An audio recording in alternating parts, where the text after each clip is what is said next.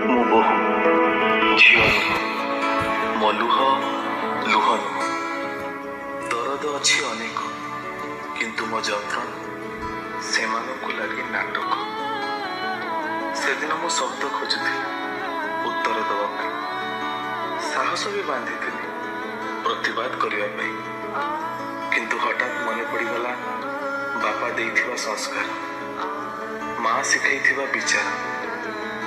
ମାଆଙ୍କୁ ଛାଡ଼ି ଆଉ ଜଣେ ମା ପାଇବାର ଆଶାରେ ଅତିକ୍ରମ କରିଥିଲି ଗୋଟିଏ ଅଜଣା ଘରର ଦୁଆର ବନ୍ଧ।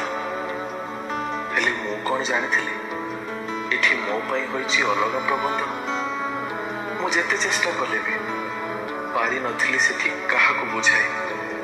ମୋର ପ୍ରତିଟି କଥାକୁ ସେ ଶୁଣୁଥିଲେ ତାଙ୍କ ହିସାବରେ ସଜାଇ। ପ୍ରତିବାଦ ନ କରି ଦୁର୍ବଳ ହୋଇନି, ନୀରବ ରହି ହାରିଯାଇନି।